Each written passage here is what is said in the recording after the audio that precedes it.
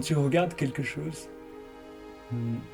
cette chose devient juste par le regard, tu vois. Donc par exemple, si tu regardes par ici, sur la fenêtre, on voit l'arbre et les feuilles.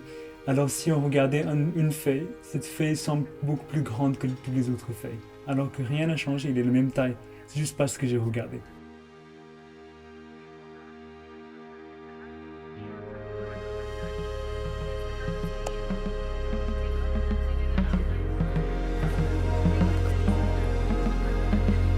Before the aircraft could move, everyone must be seated with their seatbelts securely fastened. All of your tray tables and your carry-on items should also now lower. All of your tray tables and your carry-on items should all of your tray tables and your carry-on items should also now lower.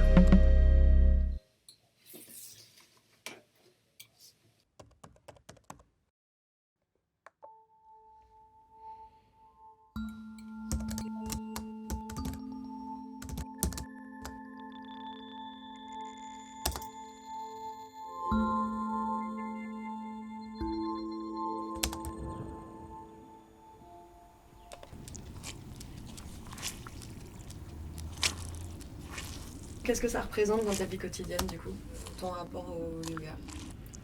Au yoga. Au yoga. Et tu vas pouvoir nous dire aussi c'est quoi la différence entre les deux. Ah oui. Je vais essayer de dire yoga. Tu peux le dire yoga aussi. En fait, les deux sont...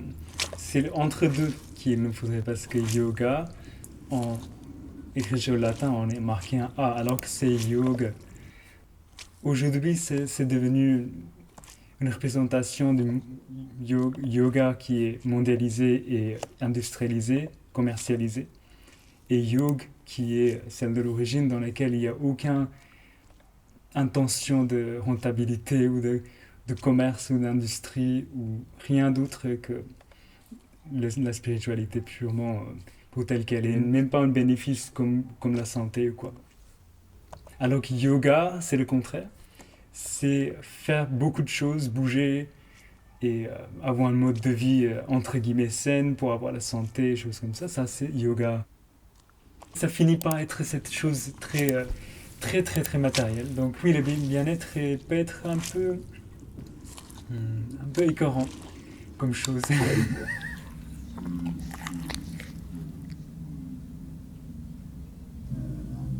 Pencher ou plier ou tendre, c'est que pour observer. Est-ce que le genou est participatif ou est-ce qu'il se dit que j'ai envie de m'asseoir? Si ça se trouve, le genou veut s'asseoir, le bassin va se lever, le poitrine va tourner, regarder ailleurs et les yeux sont en train de chercher loin, curieux de ce qui se passe à l'extérieur. Donc l'étude de yoga, ce serait comment on peut observer ça.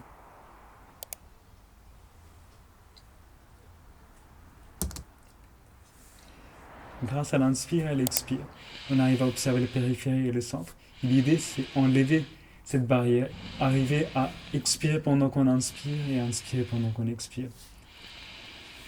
Ce n'est pas qu'on va arrêter d'inspirer ou arrêter d'expirer, mais est-ce que l'observation est en train de rayonner partout, de bas en haut, extérieur, intérieur, à tous les différents endroits, à tous les moments.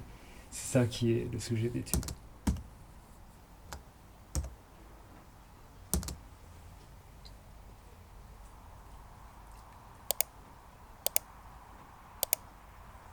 Peut-être juste une étincelle un jour pourrait être perçue. Un autre jour, cette étincelle sera le niveau de départ pour commencer à voir d'autres endroits. Et peu à peu, le corps entier, il commence à briller jusqu'au moment qu'on arrive à percevoir la totalité en une seule flash.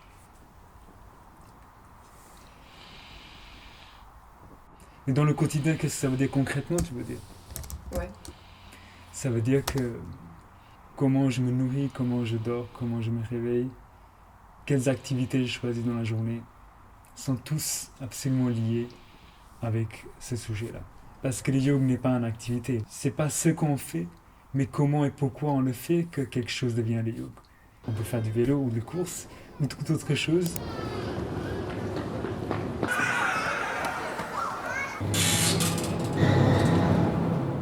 Tu peux me raconté la fois où t'avais fait un jeûne de combien de jours?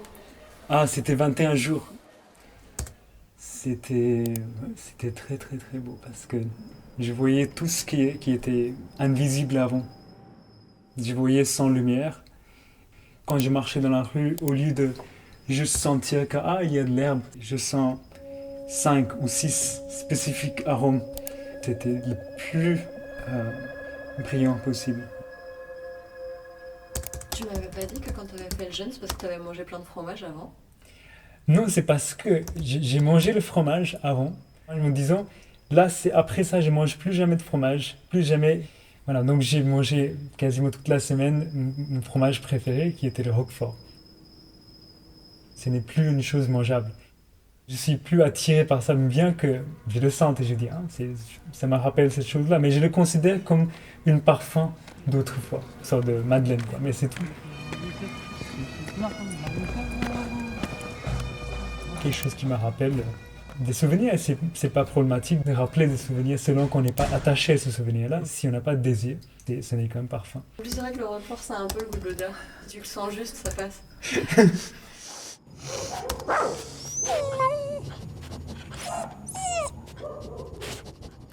Là, c'est pas mal de parler de la notion d'amour dans le yoga. Contraire à l'utilisation de l'amour dans le romantisme, dans lequel l'amour c'est quelque chose, une émotion qu'on a envers l'autre. En yoga, on ne peut pas avoir ça. C'est une illusion de l'avoir.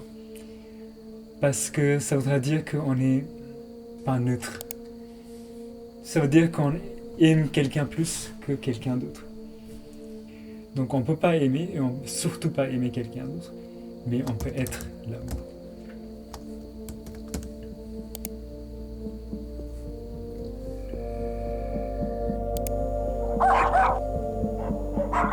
Tout le monde va se libérer au bout d'un moment.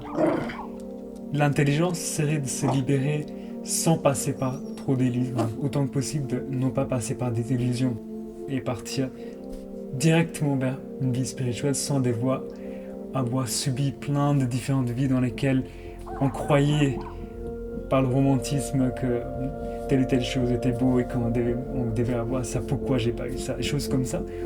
La simplicité, c'est juste ne rien vouloir, aucun désir. Quand il y a zéro désir, on n'est pas dans l'illusion.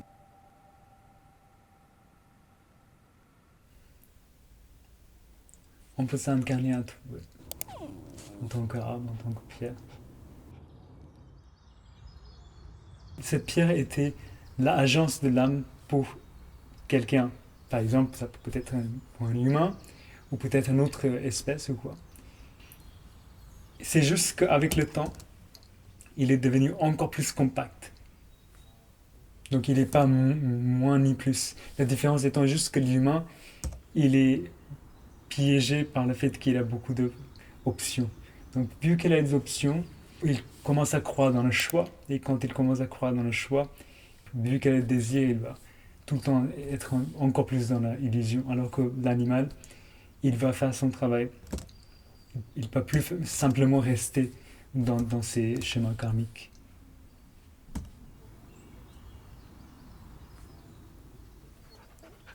Mais la raison pour laquelle on parlait des pierres aussi, c'était juste pour dire que les choses qui sont considérées inanimées, juste parce qu'on est trop bête pour les percevoir pour ce qu'ils sont. Par exemple, on considère que souvent que le Dieu va être comme l'humain, mais puissant, choses comme ça.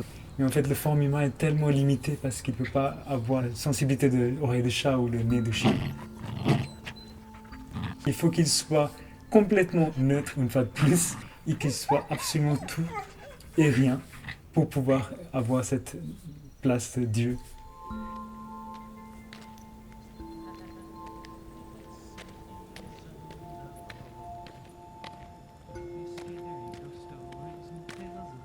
Non, il n'y a rien à douter.